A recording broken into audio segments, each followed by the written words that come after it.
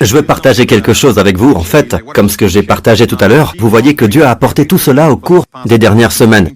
Il nous parle encore.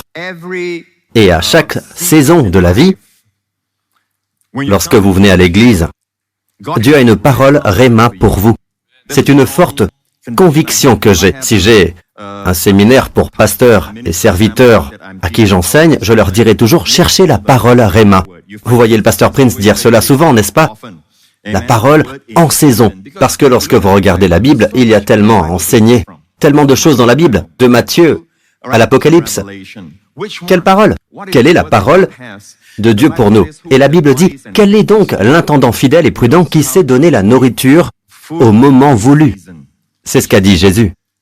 C'est une toute petite parabole. Il dit, quel est donc l'intendant fidèle? En fait, ce n'est même pas une parabole, c'est une façon de dire, d'illustrer ce que Jésus dira quand il reviendra, vous voyez. Mais avant cela, quel est donc l'intendant fidèle et prudent qui peut donner à la maison la nourriture au moment voulu? Au moment voulu signifie donc nourriture pour la bonne occasion. Amen. Vous ne voulez pas manger la même chose tous les jours. Vrai ou faux? N'est-ce pas? C'est pourquoi vous avez envie de variété. Parfois, lorsque vous dites à votre épouse, ce plat me manque, elle le prépare pour vous. Et quelle joie! Cette nourriture de saison. Quelle joie, n'est-ce pas? Amen. Il y a des gens honnêtes parmi nous, n'est-ce pas? N'ai-je pas raison? La nourriture de saison est merveilleuse. La Bible dit qu'une parole dite à propos, au moment voulu, est agréable. Livre des Proverbes. Une parole dite au moment voulu. Une parole prononcée au mauvais moment est aussi mauvaise que l'hérésie. N'est-ce pas? Parce qu'elle n'est pas dite au moment voulu. Mon but est donc de prêcher la parole, mais depuis quelques semaines, si vous le remarquez, Dieu fait en sorte que tout ce qui a été enseigné aboutisse à ce moment où je vais partager avec vous aujourd'hui à quoi ressemble un chrétien victorieux, un chrétien béni, un chrétien entier et en bonne santé, un chrétien qui plaît à Dieu. À quoi ressemble-t-il dans ce monde? À quoi ressemble-t-il? Amen. Vous verrez que Dieu rassemble tout ce que nous avons appris. Et je veux juste partager cela avec vous parce que cela va vous bénir. Êtes-vous prêts?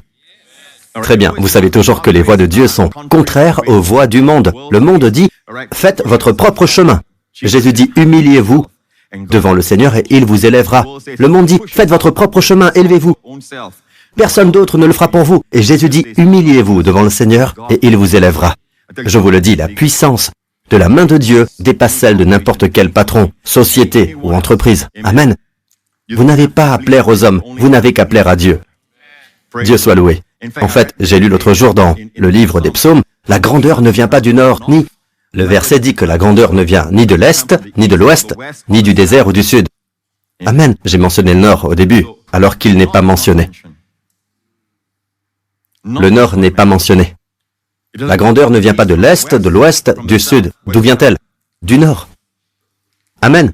La grandeur ne vient que de Dieu. Lorsque l'homme vous exalte, vous pouvez être remplacé. On le voit bien. Les matchs de foot, par exemple.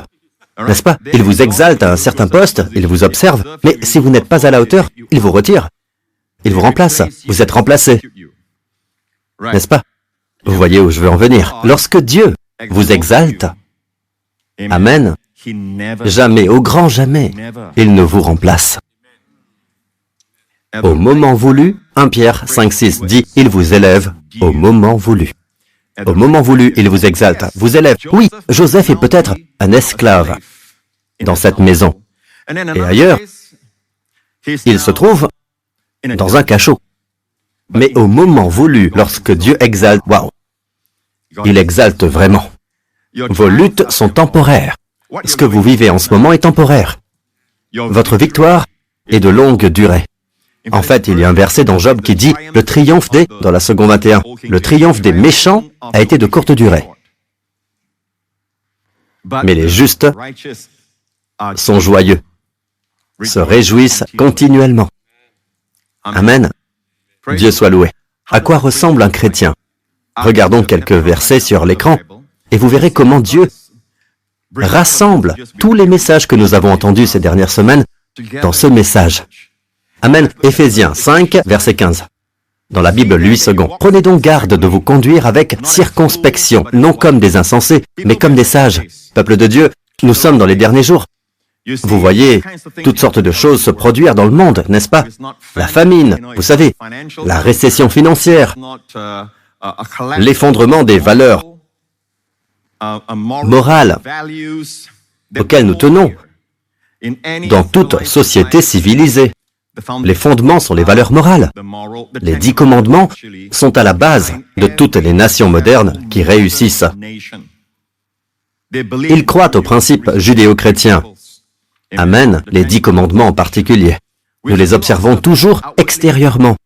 Ils ne peuvent pas changer votre cœur, mais les gens ont peur de les enfreindre, parce qu'il y a des conséquences. Tu ne commettras pas de meurtre à une conséquence. Amen, le meurtre a des conséquences, le vol a des conséquences, dans toutes les nations civilisées. Puis-je avoir un bon amen, peuple de Dieu? Oui, mais la loi ne peut pas changer nos cœurs, seul Jésus le peut. Seule la grâce le peut. Et la Bible dit, en ces derniers jours, vous conduire avec circonspection. Qu'est-ce que cela signifie? Marcher avec exactitude. Le mot circonspect signifie exact. Ne perdez pas de temps, peuple de Dieu. Ne perdez pas de temps. Il est dit, vous conduire avec circonspection, non comme des insensés, mais comme des sages. Rachetez le temps, car les jours sont mauvais. C'est ce que nous voyons aujourd'hui. Nous le voyons partout dans le monde. Les jours sont mauvais. Dieu nous dit, oui, devons-nous nous contenter de dire, les jours sont mauvais, vous savez, je plains mes enfants. Quand je suis né, ce n'était pas comme ça. Mais maintenant, les jours sont mauvais, c'est très dur pour eux. Non, il faut racheter le temps. Vous savez ce que c'est que racheter? Ça veut dire acheter, arracher, acheter. Racheter le temps. Racheter le temps. Littéralement, le mot racheter signifie racheter le temps. En grec, le mot pour temps est kairos. Et que signifie kairos? Pas n'importe quel temps, mais un temps favorable. Une opportunité. Un temps favorable. De bons moments. Des moments chanceux. Des moments favorables. D'accord? C'est ce qu'on appelle kairos. Je n'ai pas besoin de le répéter. C'est le thème de notre année, ici, dans notre église. Amen. Kairos. Dieu soit loué. Dites kairos. Donc, Dieu dit qu'au milieu des mauvais jours qui nous entourent, amen, c'est tout autour de nous. Dieu dit, vous pouvez en fait acheter du kairos et avoir plus de jours et de moments avec votre famille, vos enfants, votre avenir, avec votre corps. Amen. Vous savez, ce n'est pas un moment kairos quand vous allez voir un médecin, d'accord? Vous savez que vous ne vous sentez pas bien et tout ça. Amen. Je remercie Dieu pour les médecins. Mais pour la petite histoire, après avoir vu un médecin, souvent je lui dis « à bientôt » et il me répond « non ».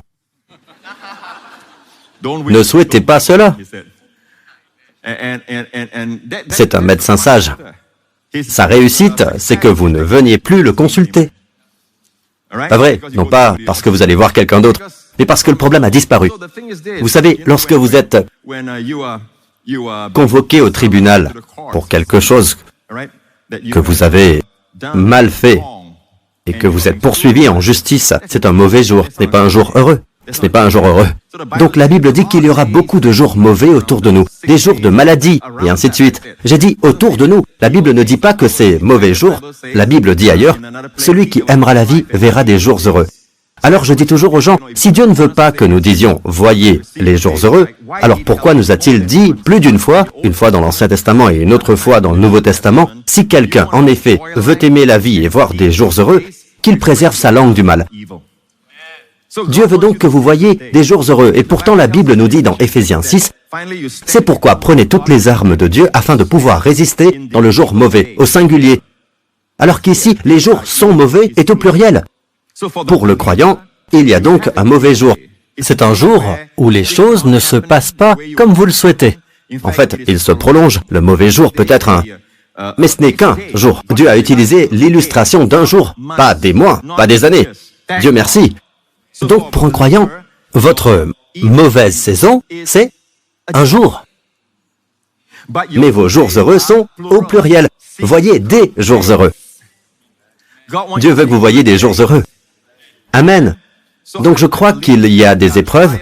Je crois que dans la vie, simplement le fait que vous êtes de ce côté du ciel et que cette terre est déchue. L'homme est déchu. Amen. Il y aura des épreuves. Il y aura des épreuves. Mais Dieu nous dit, ne continuez pas à chercher, à avoir vous savez, ce complexe de persécution, à avoir cette mentalité d'adversité que tout dans la vie est une adversité. Je dois me battre, il faut se battre, il faut se battre. Je vous ai déjà parlé de la personnalité de type A. Ce sont des gens qui suivent leur régime alimentaire, font très attention à ce qu'ils mangent et ils font beaucoup d'exercices, mais ils sont de type A, ce qui signifie qu'ils sont motivés. Motivés par des objectifs, des échéances. Ils sont pressés, pressés ici, pressés là, pressés. Et puis ils ont tellement de choses à faire, pas assez de sommeil et ainsi de suite. Ils font attention à ce qu'ils mangent, ils font de l'exercice et tout ça.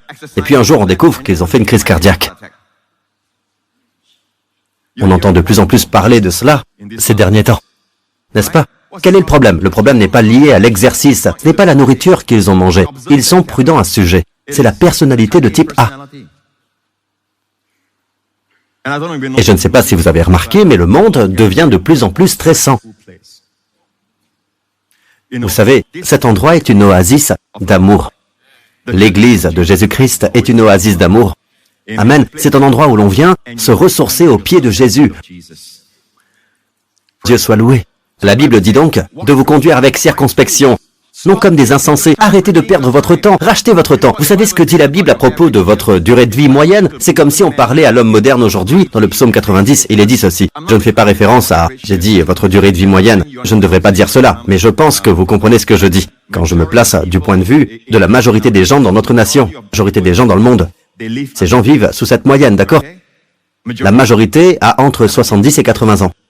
La durée de notre vie s'élève à 70 ans, et pour les plus robustes à 80 ans. Mais l'orgueil qu'ils en tirent n'est que peine et misère, car le temps passe vite et nous nous envolons. À quel point êtes-vous proche des 70 ans? À quel point êtes-vous proche des 80 ans? Oh pasteur, il est si tôt, et vous êtes déjà en train de nous décourager.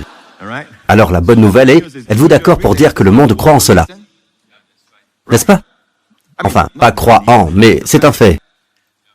C'est ce que les gens vous diront, en gros. Vous savez, l'assurance médicale et tout ça, ils cesseront d'investir en vous lorsque vous atteignez les 70 ou 80 ans. Ils le savent. À Singapour, et pas seulement à Singapour, dans tous les pays modernes, où il y a de bonnes assurances médicales. Ces pays, le système de santé est avancé. Les gens vivent encore jusqu'à cet âge, n'est-ce pas? N'ai-je pas raison? La Bible dit, « Je le comblerai de longs jours ». Vous êtes tous bien équipés, mais l'on sait que ce n'est pas bien enseigné à l'extérieur. C'est bien enseigné ici. J'espère que vous appréciez ce que vous avez, vous savez, dans la New Creation Church. Amen. Nous continuons à frapper à votre porte, d'accord? Toujours. Je le comblerai de longs jours. Il s'agit donc de quel psaume? Le savez-vous? Le psaume... Nous vivons dans le psaume 91, n'est-ce pas? Le psaume 91 dit quoi? Je le comblerai de longs jours et je lui ferai voir mon salut. Vous voyez le mot comblerai? C'est un mot très intéressant. J'y reviendrai. De longs jours. Le psaume 91 se trouve donc dos à dos, côte à côte.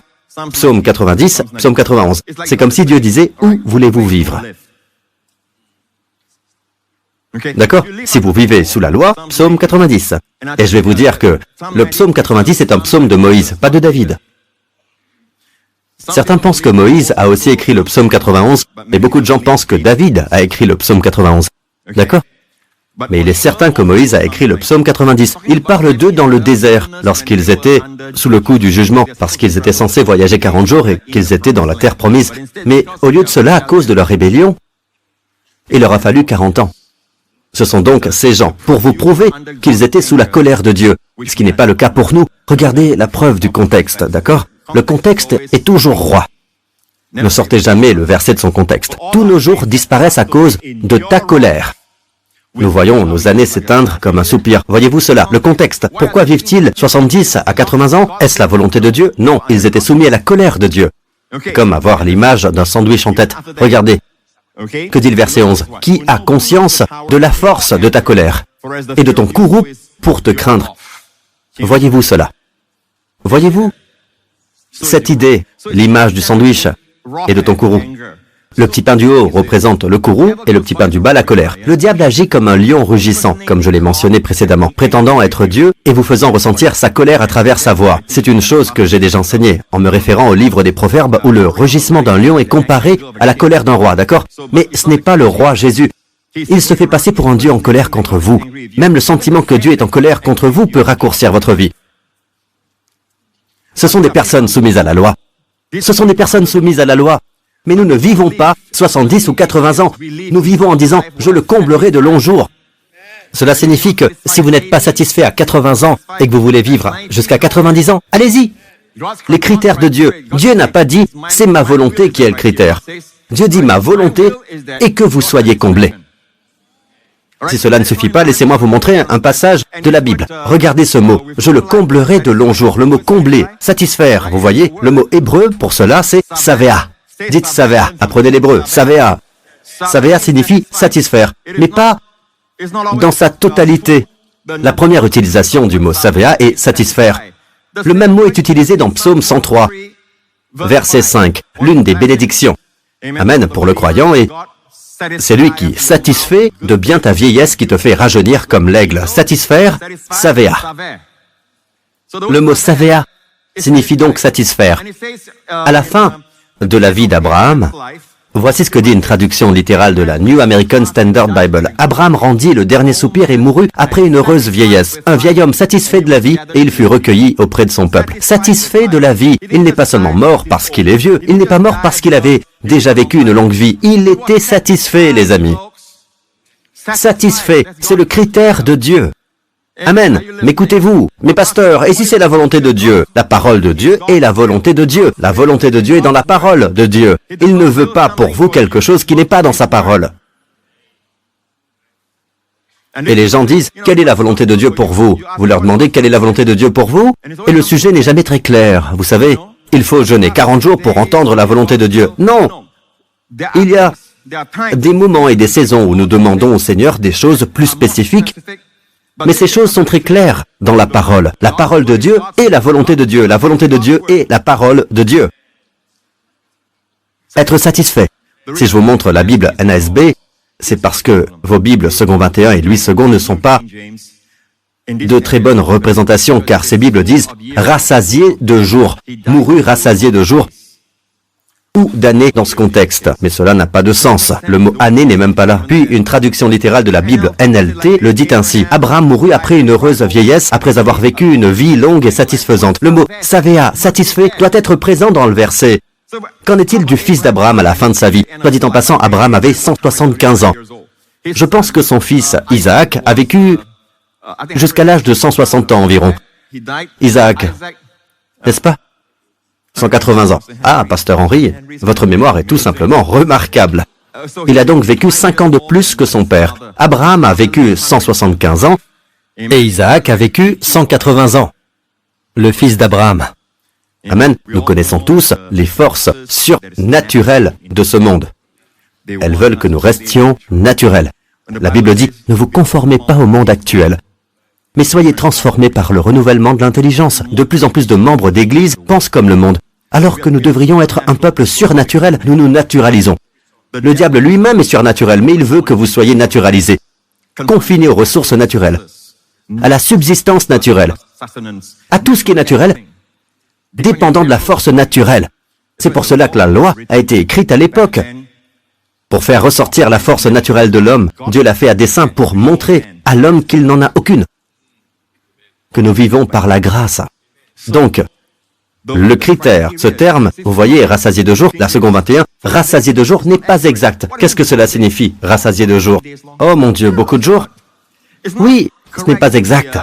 En hébreu, il s'agit du mot savea. Savea, je le comblerai, je le savea de longs jours. Littéralement, il s'agit de satisfaire. En fait, à certains endroits, elle est sursatisfaite. À satiété, jusqu'au débordement. D'accord? Comme lorsque vous avez l'impression d'avoir trop mangé et que vous vous dites « Oh là là !» C'est le terme utilisé par les Juifs. En hébreu, c'est « savea ». Utilisé dans ce sens, satisfait. Et vous dites « mais que lorsqu'ils disent tous « je suis satisfait », qu'ils disent « je veux retourner au Seigneur ». Vous voyez ce que je veux dire? Isaac était vieux et rassasié de jours. Mais ici, une traduction littérale de la Bible Young est très précise. Il est dit dans la YLT, satisfait de jour, satisfait de jour. Donc même Isaac était satisfait de jour.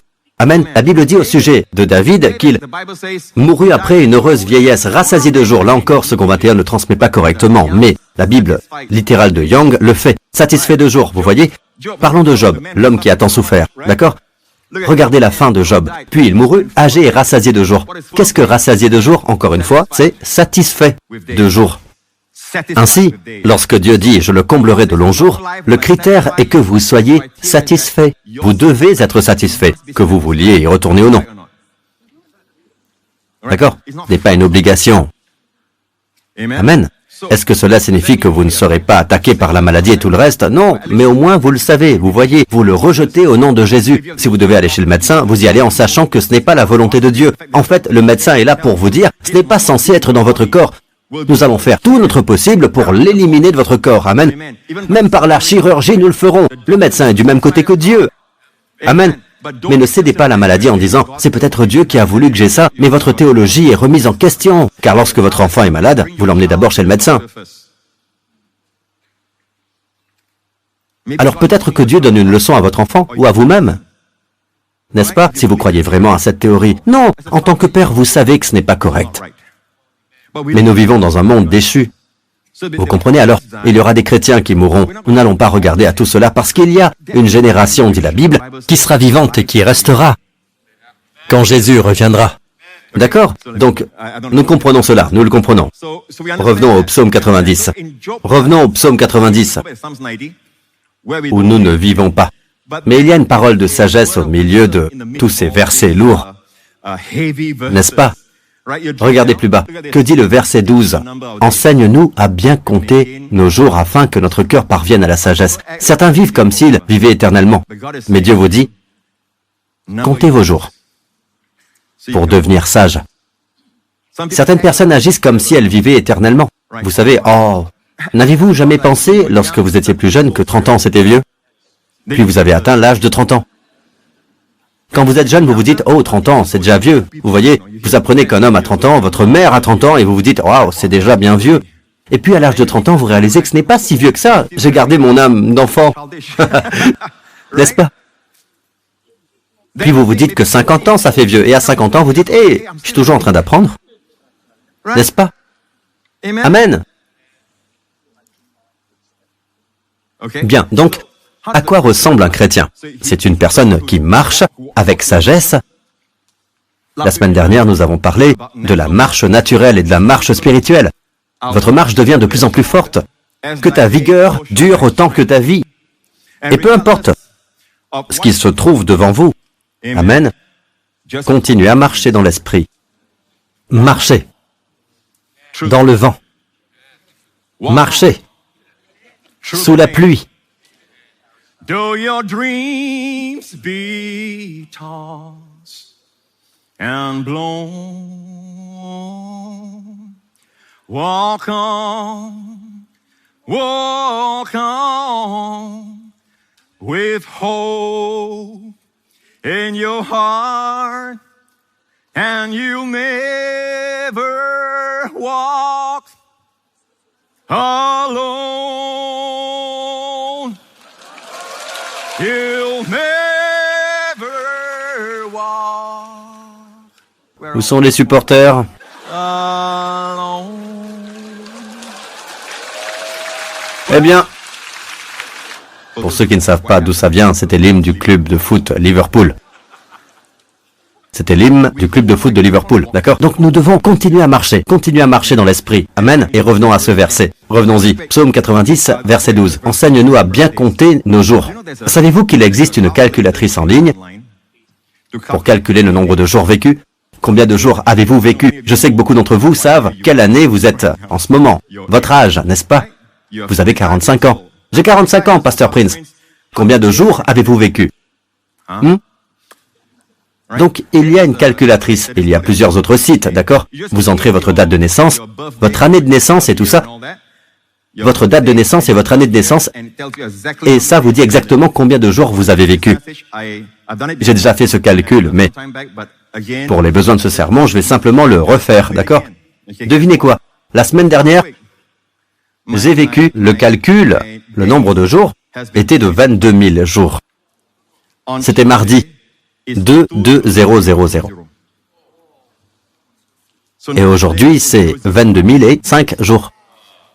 Pour moi, 22 est le chiffre de mon ministère. Et je suis en train de vous enseigner cela. Et je vous dis que c'est 22 000. Et mon fils a plus de 4 000 jours. Pensez-y, comptez vos jours, soyez sages. Comptez vos jours. Réalisez que les jours passent, et vous pensiez, eh bien, il y a toujours... Avant même de vous en rendre compte, ils ont grandi. Ce n'est pas un cliché, vous savez, de dire, ils grandissent si vite. Ils grandissent très vite.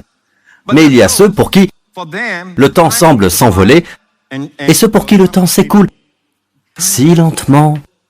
Jacob servit 7 ans pour Rachel. Ils lui parurent comme quelques jours parce qu'il l'aimait. L'un des versets les plus romantiques de la Bible. Les 7 années de Jacob se sont écoulées rapidement à cause de son amour pour Rachel. Comptez vos jours. Alors comment dois-je m'y prendre, pasteur? Je ne veux plus perdre de temps. Je veux en profiter. Je veux que chaque moment soit un moment kairos. Je veux que chaque moment soit un moment kairos, un moment chanceux, le moment favorable, une opportunité, amen. Je veux en voir davantage. Je ne veux pas que mon temps passe comme ça. Avant que je ne m'en rende compte, une semaine passe, une autre encore. Les pasteurs qui prêchent le savent. Ils savent qu'avant que vous ne vous en rendiez compte, le dimanche arrive très vite. Le dimanche arrive très vite. Amen. Je vous le dis. Vous ne pensez pas? Même si vous planifiez vos vacances, avant même de vous en rendre compte, vous êtes déjà en train de planifier votre retour de vacances. Les vacances sont arrivées et sont reparties. N'est-ce pas? Les bons jours semblent aller et venir.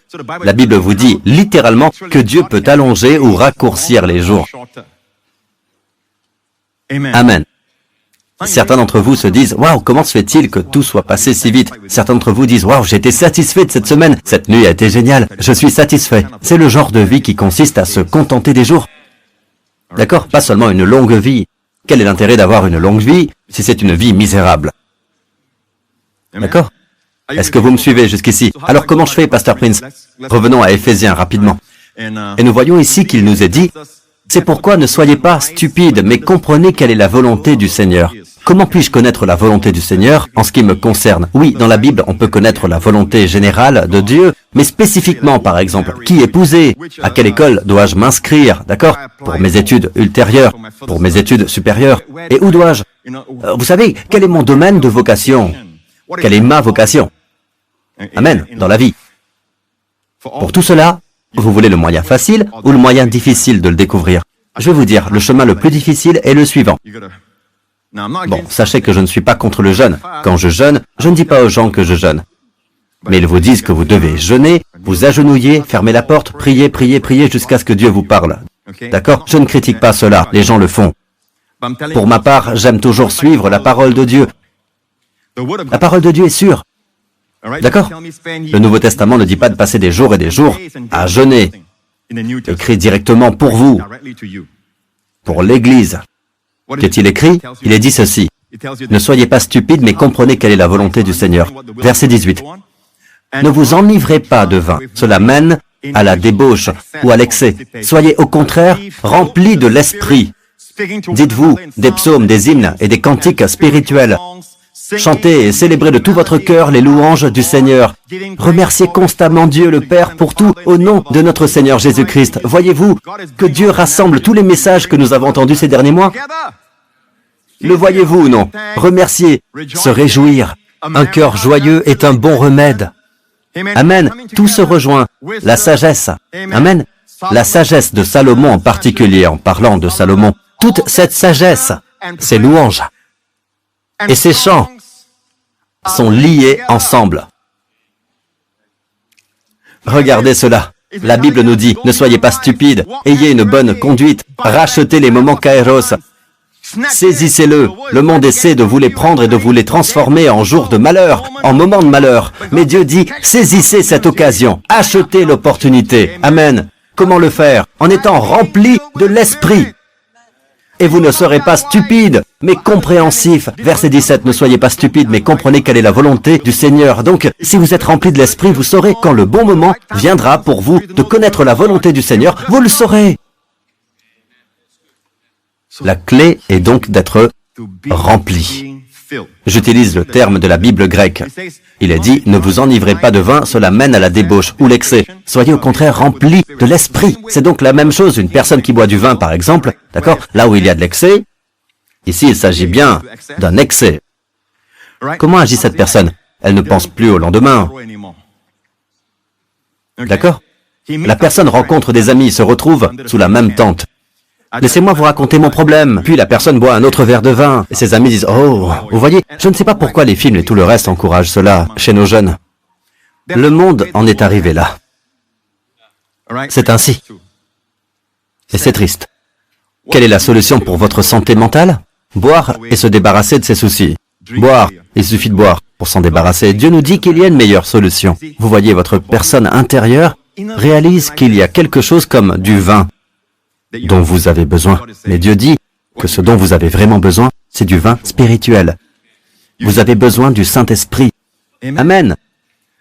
Et le même symptôme s'est produit. Vous savez, quand quelqu'un est ivre, il ne s'inquiète plus de son argent, de ses finances. S'ils étaient timides, ils semblent aujourd'hui audacieux. Vous savez, bien sûr, nous savons que tout cela est négatif, c'est de la vantardise, mais ils ne s'inquiètent pas du lendemain. Dieu dit que les mêmes choses se produisent lorsque quelqu'un est rempli de l'Esprit. Ils sont audacieux. Amen. D'une manière merveilleuse. Et ensuite, ils ne s'inquiètent plus. Ils ne s'inquiètent plus du lendemain. Ils ne s'inquiètent pas pour leurs finances, leur santé. Ils ne s'inquiètent tout simplement pas. Mais surtout, il n'y a pas de gueule de bois. Cela n'endommage pas votre foi. Dieu dit, mais le terme utilisé dans la Bible grecque est étonnant. Vous savez ce que dit le verset? Soyez au contraire remplis de l'esprit. Dans le grec, il est dit, soyez en train de vous remplir de l'esprit. C'est le présent. Mais la voix est passive. La voix passive. On aurait pu penser qu'être rempli de l'esprit était la voix active. Il faut rester rempli de l'esprit. Non, votre rôle est passif. Ce qui signifie que vous faites quelque chose activement, mais être rempli de l'esprit, ça c'est passif. Et pourtant, bien que ce soit passif, Dieu dit, je veux que vous le receviez constamment. Je peux donc présenter cette parole comme telle. Soyez ou permettez-vous d'être continuellement rempli de l'esprit. C'est la parole en grec. Au présent, mais à la voix passive. Permettez-vous. Vous savez ce qu'est la voix active, n'est-ce pas? Le garçon frappe la balle. C'est la forme active. Garçon, la voix active. Vous voyez? La balle a été frappée par le garçon. D'accord? Balle est en forme passive. Passive, d'accord? Donc ici, être rempli de l'esprit est passif de notre part. Mais nous devons permettre que cela se produise. Quelle est donc la partie active? Dites-vous. Dire, dans la Bible grecque, est au présent actif. C'est là qu'il faut être actif. Il faut être actif dans le passé de la parole. Voyez-vous cela? Être rempli de l'Esprit. Combien veulent être remplis du Saint-Esprit toute la journée? Toute la journée. Toute la journée. En fait, dans Psaume 90, je vous l'ai dit, au milieu de toute cette obscurité dans Psaume 90, la durée de votre vie s'élève à 70 et 80 ans et tout ça. Cela enseigne à compter nos jours. Et donc, revenons à ce passage. Il vous dit en fait, comptez nos jours, n'est-ce pas? Ensuite, rassasie-nous, satisfais-nous chaque matin de ta bonté, récède. Et nous serons toute notre vie dans la joie et l'allégresse. Voulez-vous vivre dans l'allégresse toute votre vie? Voulez-vous être heureux toute votre vie, tous les matins? Soyez satisfaits de la grâce de Dieu. Le mot to et boker, boker. Lorsque vous vous rendez en Israël, l'une des choses que l'on vous enseigne en hébreu, c'est quoi?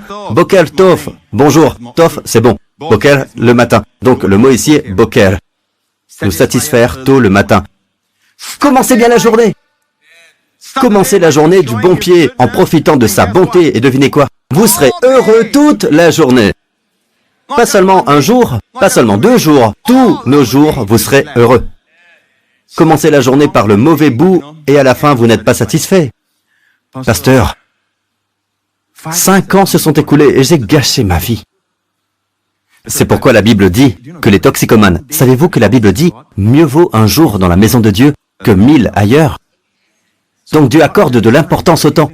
C'est comme les gens qui disent, je veux revenir à l'église. Vous voyez, honnêtement, à chaque instant que vous passez ici, le diable essaiera de vous donner un sentiment d'ennui et de banalité. Mais attention, il s'agit d'un combat spirituel.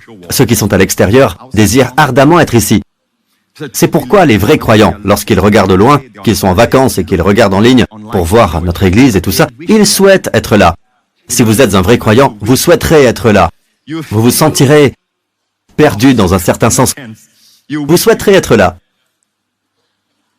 J'en sais quelque chose. J'ai dû attraper les rampes et tout ça dans ma chambre d'hôtel quand j'ai regardé en ligne. Vous savez, le culte en ligne.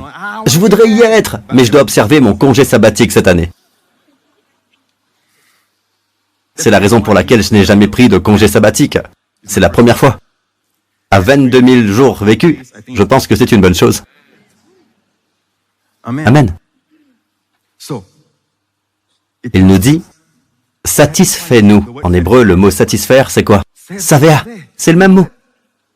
Satisfais-nous de quoi? Avec la grâce de Dieu. Chaque matin dans la parole, en chantant pour le Seigneur.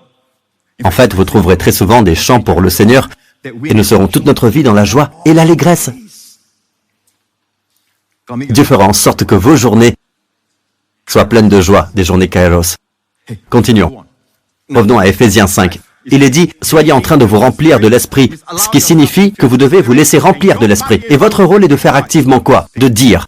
Dites-vous, quoi? Des psaumes, des hymnes et des cantiques spirituels. Et je veux simplement vous dire de ne pas vous inquiéter de l'ordre dans lequel vous le faites. Tout cela veut dire des chants spirituels. Des chants sur le royaume de Dieu, des chants sur le Seigneur, des chants qui sont des chants chrétiens. En ce qui nous concerne, et le mot psaume, ce mot vient du livre des psaumes. Les hymnes sont des chants écrits, oui, même à l'époque de Paul, écrits par l'inspiration de l'Esprit. Aujourd'hui, nous avons des chants écrits par l'inspiration de l'Esprit. D'accord? Et puis, les chants spirituels, la prière, le chant en langue, ce sont des chants spirituels.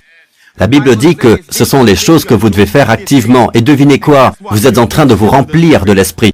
Je pensais qu'il fallait rester et attendre des heures, vous savez, tout l'Esprit. Non, Dieu dit que pendant que vous conduisez pour aller au travail, commencez à chanter. Commencez à chanter. Mais je ne peux pas chanter, Pasteur Prince. Il est dit dans ce verset, dites-vous des chants.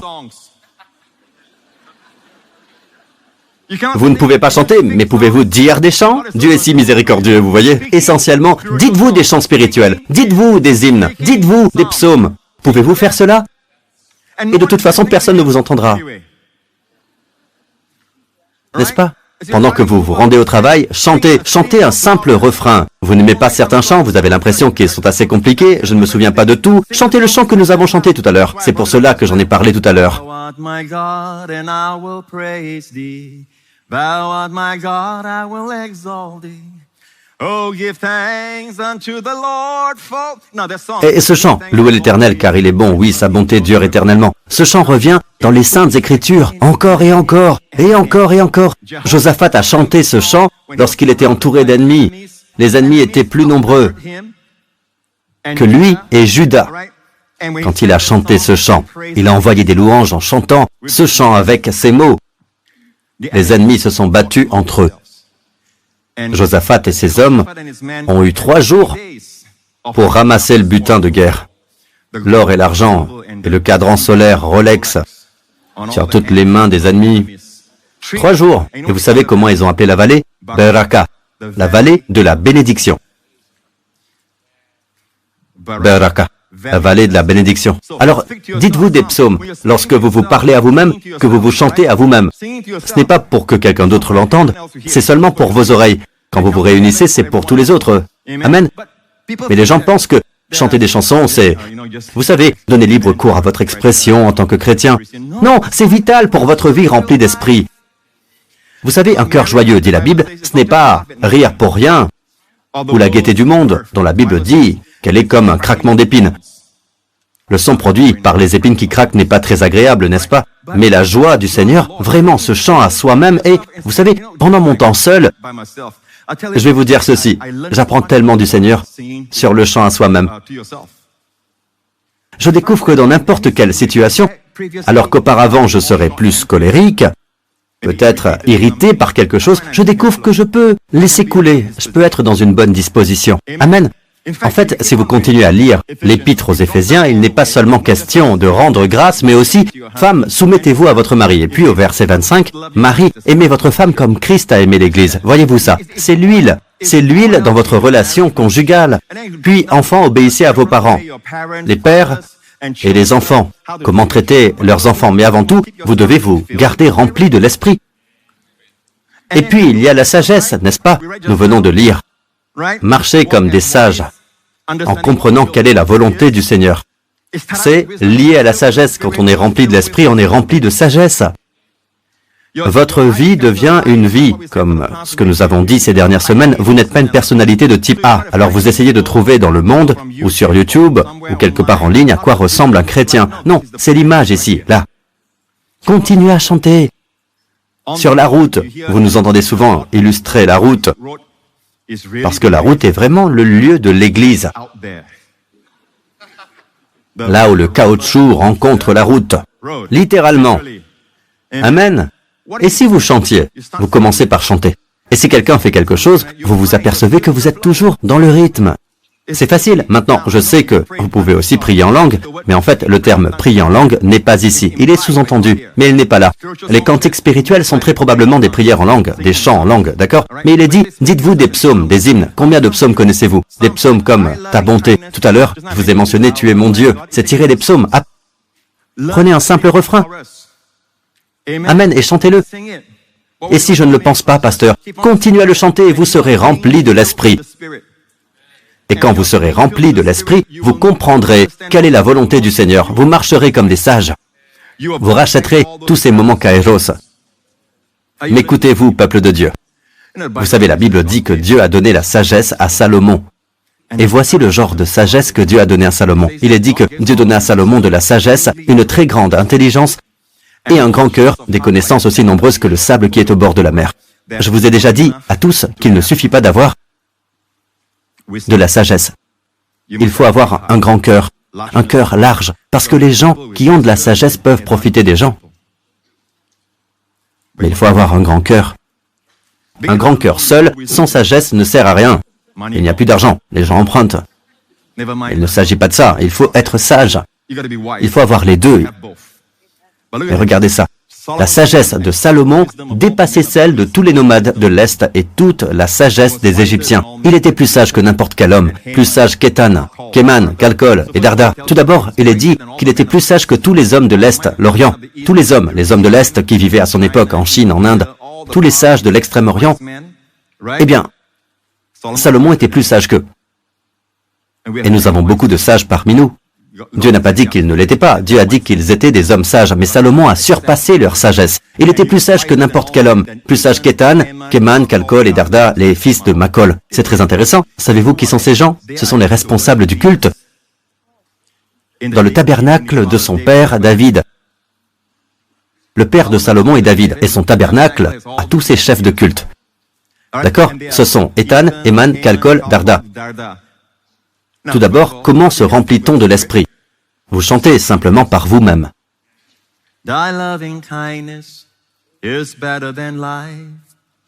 Sur le chemin d'un entretien, d'une présentation ou d'une rencontre.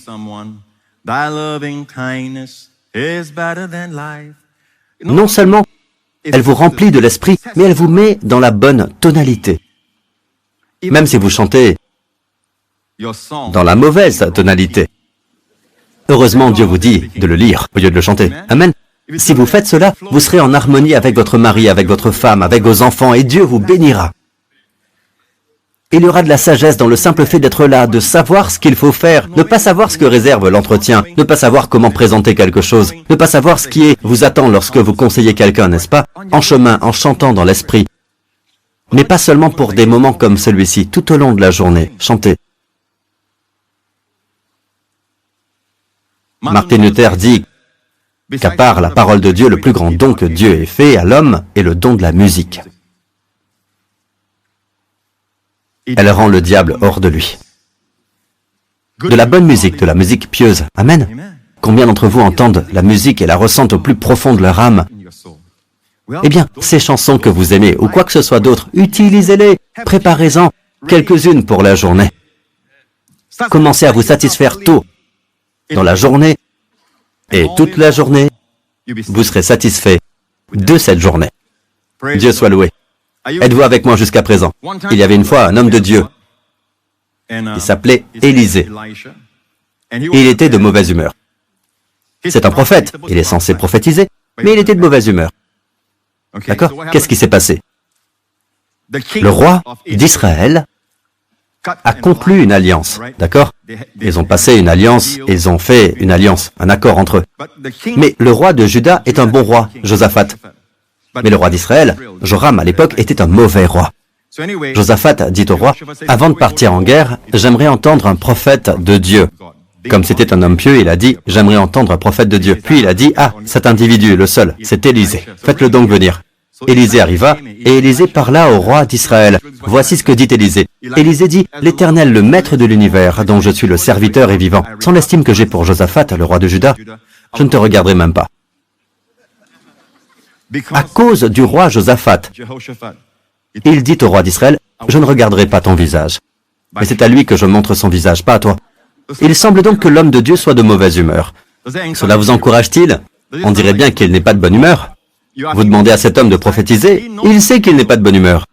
Alors que fait-il? La première chose, maintenant amenez-moi un harpiste.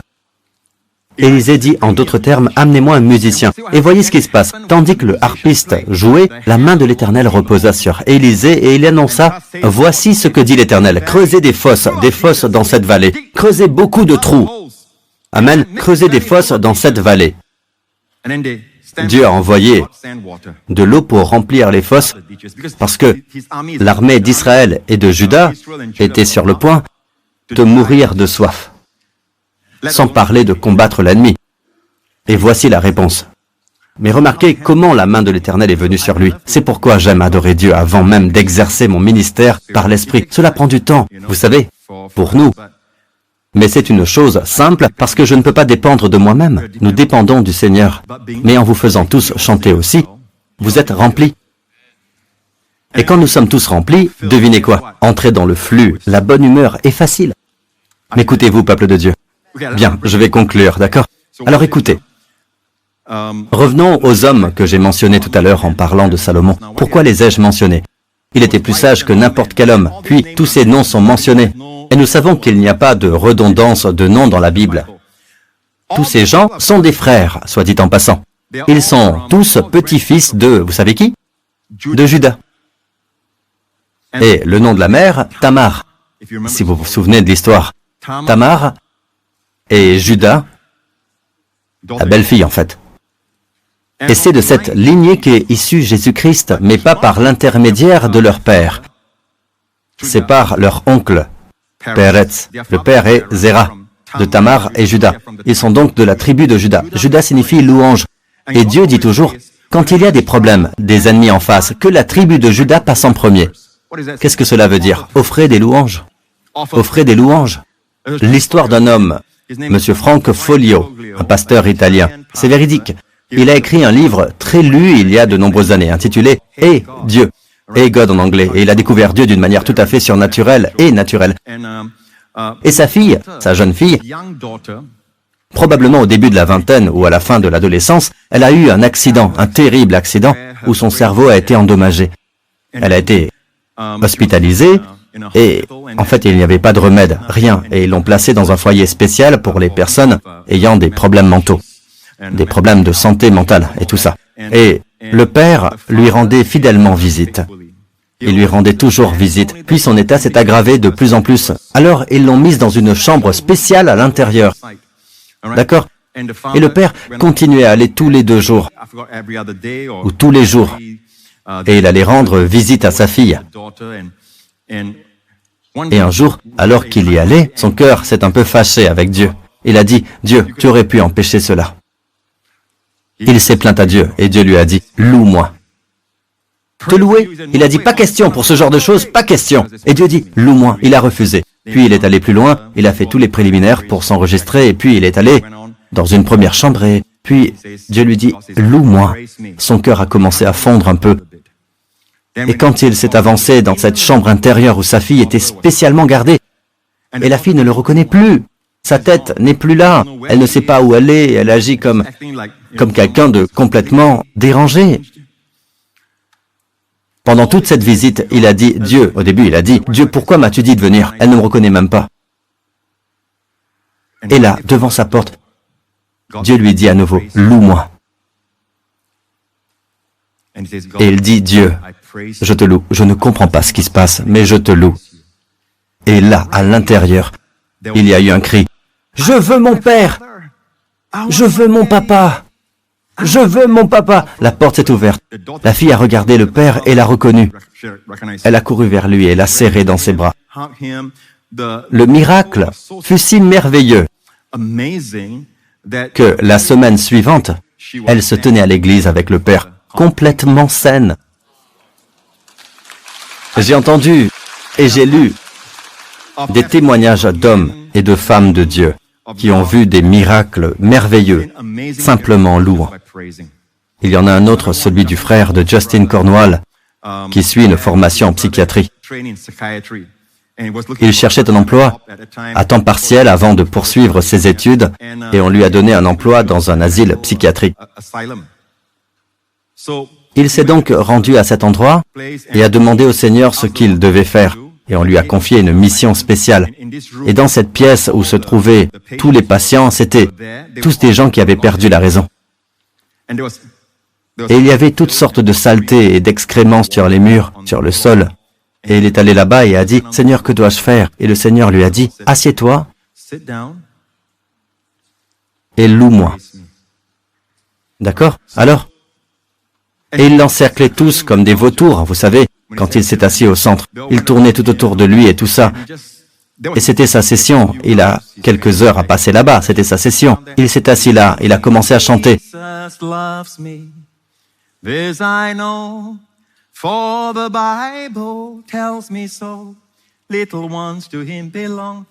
ne s'est rien passé. Il le contournait. Il le regardait avec toutes sortes de regards. Après, il est parti. Le lendemain, il est revenu pour sa session et a dit, « Seigneur, que dois-je faire ?» Le Seigneur lui a dit, « Fais la même chose. » Il a chanté. Et encore. D'accord, pas de réaction, rien. La troisième fois, il est allé à sa session. Il s'est assis au milieu, il a commencé à chanter. Puis quelqu'un a continué. Puis un autre a repris.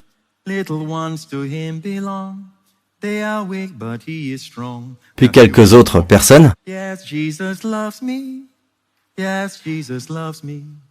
Et toute la place a résonné de la louange de Dieu. Pour faire court, il y avait environ, j'ai oublié, 40 ou 50 personnes. Tous ont été remis en liberté après cela. Certains sont restés plus longtemps, d'autres moins longtemps, mais tous ont été remis en liberté à l'exception de 2 ou 3. Pour moi, c'est un témoignage merveilleux. Un simple refrain. Et pourtant, nous méprisons le chant. Nous disons, comme, ah, c'est pas si important, etc. Je vais pas chanter toute la journée. Non, c'est pour cela que vous êtes de mauvaise humeur. C'est pour cela que vous êtes si stressé. Ça fait mal à votre cœur, vous êtes stressé. Et vous verrez que les fardeaux s'alourdissent quand vous êtes dans ce genre de situation. N'est-ce pas? Mais quand vous chantez, quelque chose s'élève.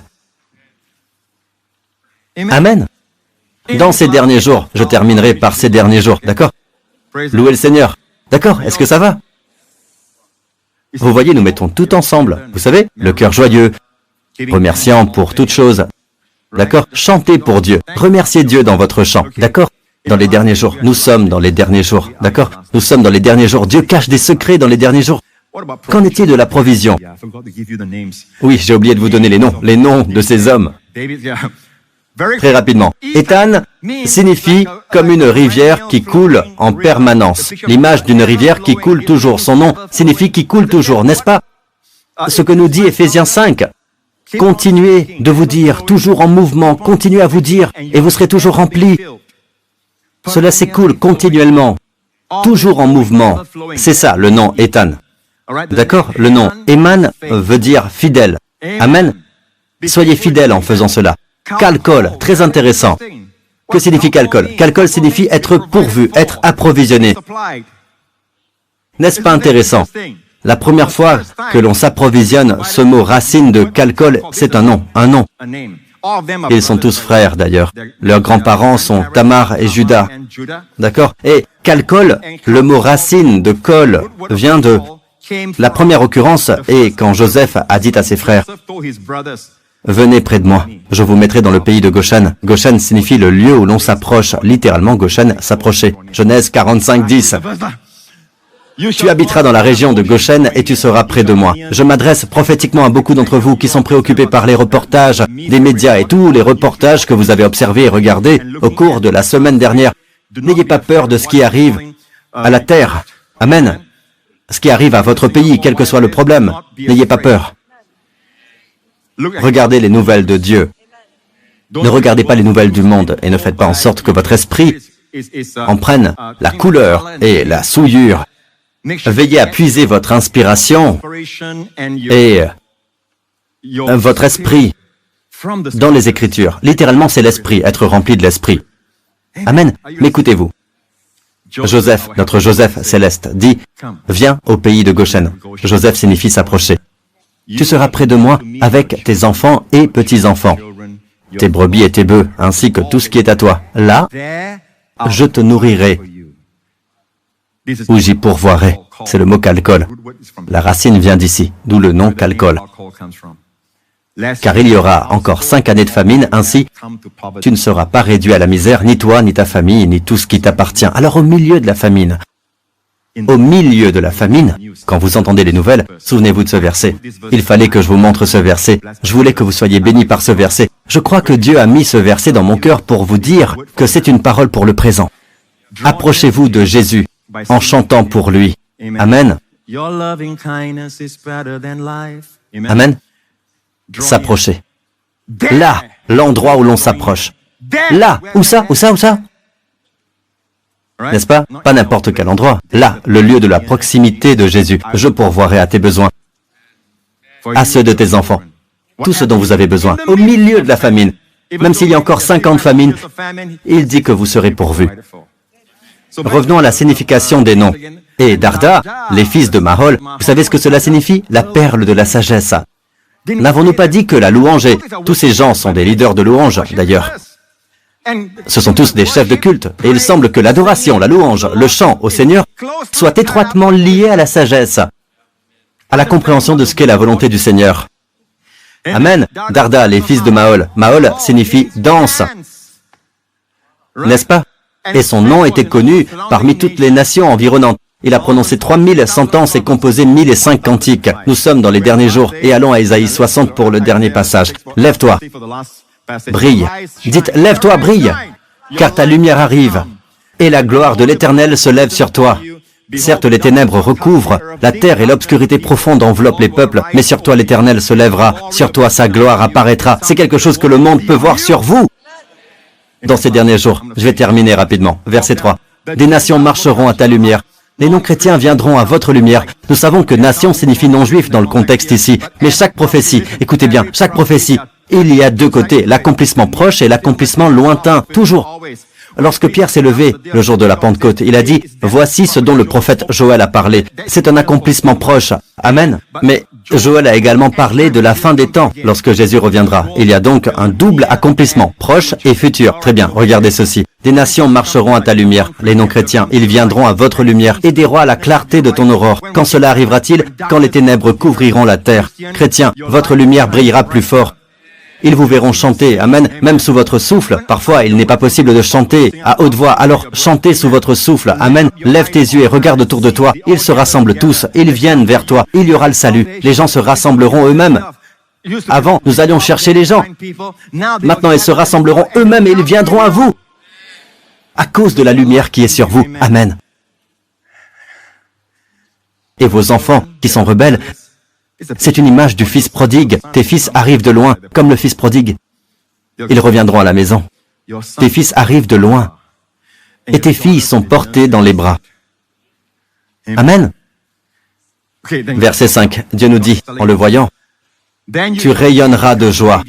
Ton cœur bondira et se dilatera, car les richesses de la mer se tourneront vers toi. » Il s'agit là d'un langage figuré. La Bible a déjà utilisé le langage figuré pour parler de quelque chose. Il vaut mieux le savoir. Qu'est-ce que cela signifie? Les richesses de la mer. La mer est toujours une image de l'humanité. Il y aura une récolte de salut à la fin des temps.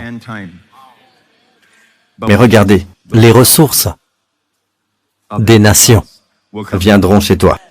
Je ne fais que lire la Bible. Si vous voulez dire quelque chose contre moi, dites-le. Je lis la Bible. Et elle dit que cela arrivera à la fin des temps. Comme le dernier fléau. Vous savez quel est le dernier fléau? La mort des premiers-nés. La même nuit, que s'est-il passé? Israël est sorti avec de l'or et de l'argent. Tous les arriérés de salaire, tout ce qu'on leur avait volé, ils sont sortis avec de l'argent et de l'or. D'accord? Je ne fais que lire la Bible. La fin de ce que Dieu fait est toujours comme de l'or et de l'argent. Pourquoi? L'or et l'argent ne servent pas à construire un veau d'or. C'est la façon dont vous l'utilisez. C'est pour construire le tabernacle dans le désert. D'accord? Maintenant, au verset 11. Tes portes seront constamment ouvertes. Vos portes doivent être constamment ouvertes. Peuple de Dieu, vos portes doivent être constamment ouvertes. Il y a un accomplissement lointain quand Jésus revient. Et il y a une porte littérale, une ville littérale quand Jésus revient, mais une vérité d'accomplissement proche pour nous. Quelle est la vérité? Quelle est la porte? Votre porte doit être ouverte. Pourquoi? Elles ne seront fermées ni le jour ni la nuit pour laisser entrer chez toi les ressources des nations. Parlant des non-croyants, ainsi que leur roi en cortège. Alors, comment ouvrir la porte, pasteur? Voyons ce qu'est la porte. Verset 18, et je terminerai par ce verset. Tu appelleras tes murailles salut, et tes portes louange. Vous savez ce qu'est votre mur? Votre mur est littéralement dans l'hébreu ici, Yeshua. Vous appellerez vos murs Yeshua. C'est donc comme si nous étions tous en Christ, n'est-ce pas? Nous sommes entourés, comme englobés par le Christ. Nous sommes tous en Christ. Puis-je avoir un bon amen? Nous sommes tous en Christ, n'est-ce pas? Mais Dieu dit que votre porte, la Bible dit qu'à plus d'un endroit, veille sur la porte de mes lèvres. Il s'agit d'une porte. Une porte. Que vos portes soient ouvertes. Quoi? Combien de fois? Constamment. Regarde à nouveau le verset précédent. Tes portes seront constamment ouvertes. Pourquoi? Pour laisser entrer chez toi les ressources des nations. Et non seulement les ressources, mais aussi le salut. Ces gens qui apportent les ressources sont des rois. Ce sont les VIP de ce monde. Ils viendront. Si vous louez. Nous avons trouvé le secret des portes. Vous avez assisté à ce sermon pour l'apprendre et ainsi vous êtes bénis. D'accord? Amen. Alors, ayez un chant dans votre cœur. Mettez-vous debout. Ayez un chant dans votre cœur que vous mémorisez. Peut-être un livre de psaumes, peut-être un chant que nous avons écrit. Je vois la grâce. Amen. Quelque chose que vous aimez chanter. Prenez 2 ou 3 chansons et tout au long de la journée, chantez ici et là. Chantez. Lorsque vous êtes tenté de vous mettre en colère, chantez. Chantez sous votre souffle ou faites une mélodie dans votre cœur si vous ne pouvez pas chanter à haute voix, car chanter n'est pas une mince affaire. Vous êtes en train de vous remplir de l'esprit. Vous êtes également rempli de sagesse et Dieu veut qu'elle coule à flot. Amen. Et votre relation avec votre conjoint sera bien huilée. Amen. Lisse. Elle ne sera pas grinçante. Il n'y aura pas de friction parce que l'huile est là.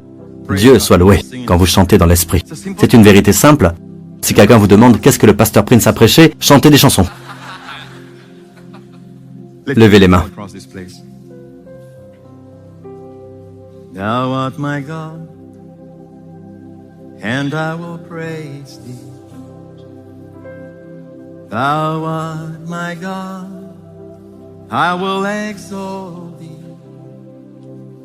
Oh, give thanks unto the Lord, for he is good,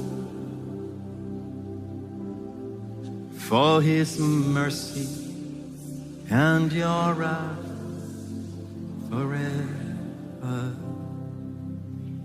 Si vous voulez mettre votre confiance dans le Seigneur Jésus-Christ maintenant, si vous ne l'avez jamais fait, faites cette prière avec moi. Dites, Seigneur Jésus,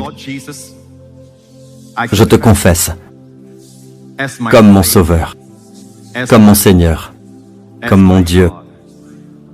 Et je crois que tu es ressuscité des morts lorsque j'ai été acquitté, justifié en toi. Merci d'être mort pour mes péchés. Merci d'être revenu à la vie aujourd'hui pour être mon berger, mon Seigneur. Je suis sauvé. Au nom de Jésus. Amen. Et mes amis, sur cette chanson, sortez d'ici, faites-en vos devoirs. Amen. Chantez aussi souvent que vous le pouvez. Pas nécessairement cette chanson, n'importe quelle chanson que Dieu met sur votre cœur. D'accord ? Je vous aime tous. Que Dieu vous bénisse. Et vous ne marcherez jamais seul.